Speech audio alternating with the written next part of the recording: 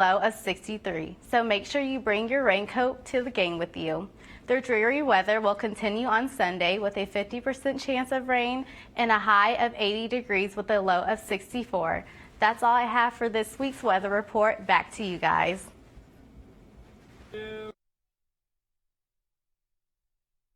Clemson Experiment Station, which works toward improving the quality of life for people in South Carolina. Ray is a third-generation farmer and has worked in agriculture for 20 years.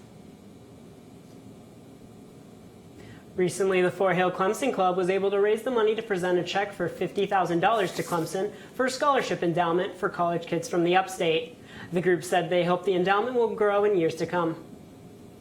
Do you spend long hours in Cooper Library? Is it your safe haven from loud dorms and crowded study rooms? Well, thanks to Robin Richards, a 1979 Clemson graduate, it's on its way to receiving a lot more funding. The Robin Richards Memorial Library Quasi-Endowment was created in 2014, shortly after Richards' death. During her time at Clemson, Richard could often be found reading a book or studying in the Cooper Library, so she wanted to repay them for her time. The endowment will allow the library to expand its educational and leisure book sections and help them continue to serve students like Robin for years to come. Make room for the South Carolina Light Rail, Clemson. Thanks to a $1.4 million grant from Spirit Communications, Clemson, MUSC, and USC will all now have access to the state-of-the-art fiber optic backbone. This access allows sharing and communication between all three universities, as well as other public and private entries. This public-private relationship is designed to enhance economic development, research, education, and healthcare in South Carolina. Harvard law professor Lawrence Lessig announced he is running for president. He is hoping to receive the nomination from the Democratic Party and plans to give all power to the vice president if elected. Lessig announced his bid for president after he raised $1 million through crowdfunding. Now here's Nick with your latest movies.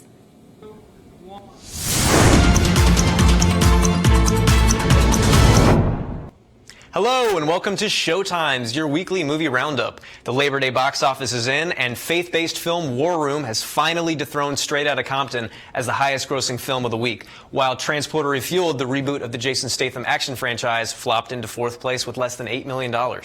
This upcoming weekend features another lackluster lineup, the highlight of which is M. Night Shyamalan's passion project, The Visit. It's a small-scale horror movie based around kids visiting their creepy grandparents. Will Night return to Sixth Sense form, or are we going to get another Avatar Last Airbender? Go find out this weekend. At home, you can rent webcam horror movie Unfriended and Blake Lively's Age of Adeline. Amazon Prime added Love and Mercy last week, which I highly recommend. Follows the true story of Beach Boys frontman Brian Wilson in 2 different time eras. And finally on Netflix this week, you can see Wes Anderson's wickedly funny Moonrise Kingdom starring Bruce Willis and Edward Norton. And if you want something a little dumber, you can check out the first 3 Rambo movies starring Sylvester Stallone. Finally, I'd like to mention Creep starring Mark Duplass is up on Netflix this week. It's a bit of a weird case considering its limited theatrical release is also this week, so you can check it on Netflix if you don't have a theater near you showing it. You should check that out. That's all the news I've got this week. Tune in next week to stay updated on all your film needs. Thanks, Nick, and great job. In national political news, Bernie Sanders has moved ahead of Clinton in the New Hampshire poll by 9 points and has made progress in the Iowa poll. This is in recent Marist polls showing a growing number of supporters, even since the last poll in July.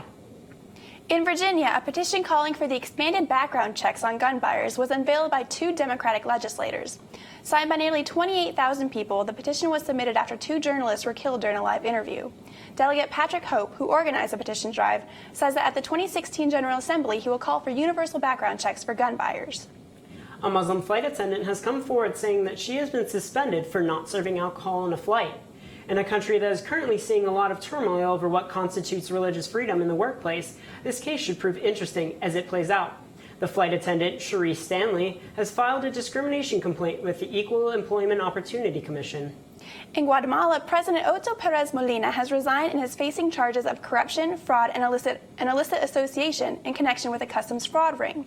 Guatemala's Vice President, Roxana Baldetti, and other government officials have also resigned. As a result, the polls are open as Guatemalans elect a new president and rebuild their government. China's in hot water with the U.S. military again. China put out a parade showing off their new carrier killer missile and other missile advances.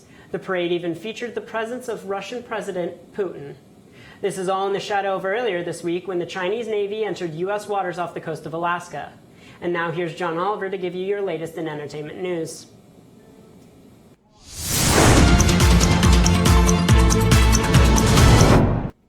Thanks, guys. Well, I hope everyone had a great holiday weekend this weekend. And by holiday, of course, I mean Beyonce's birthday. The not-so-single lady turned 34 this past weekend. And of course, I asked off of work in order to celebrate Queen Bee. The hashtag B-Day went viral on both Instagram and Twitter. Beyonce later thanked fans with a post of the drawing by her daughter, Blue. If you're a street performer, say, in Europe somewhere, boy, do I have good news for you. Steven Tyler, while traveling these past 2 weeks throughout Europe, has sung with not one, not two, but 3 street performers. The gravel appearances have been made at Helsinki, Lithuania, and Moscow. I wonder which street Tyler will walk to next to perform. Dakota Fanning says she is excited to work with James Foley for the upcoming 50 Shades of Grey sequel. And Dakota, we are all so excited to see it. Literally. There are rumors speculating that Nick Jonas's new song Area Code was maybe about Selena Gomez. The two former Disney stars dated briefly in 2008. It is also believed that Justin Bieber's song Where Are You Now was about Selena. So if you combine the 2 songs together, you get Where Is Your Area Code Now? I think the boys were just like lost and they just needed to know where Selena lived for a party or something.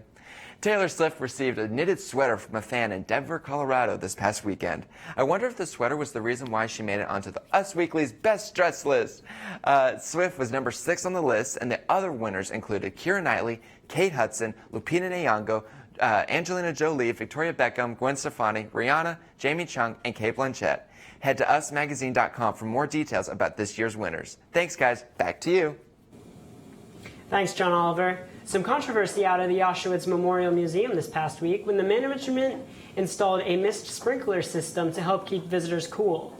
Unfortunately, no one in the process realized that the system ended up resembling the sort of showers that the victims of the concentration camp went through when they arrived at the camp. The officials deny any connection and have only made a comment on their Facebook page saying any connection is purely fabricated. As the war in Syria escalates, millions of refugees flee the country in search of a better place to live. Thousands are making their way through Europe, with Germany being the top destination. Austria, another popular destination for the refugees, has decided to close its borders and reinstate random border checks. This measure will limit the amount of refugees able to enter the country and keep them from moving freely through Europe. That's all for tonight. Thanks for joining us. Be sure to like our Clemson page and follow us on Twitter. Have a great evening, Clemson, and we'll see you next week on the Monday Night Roar.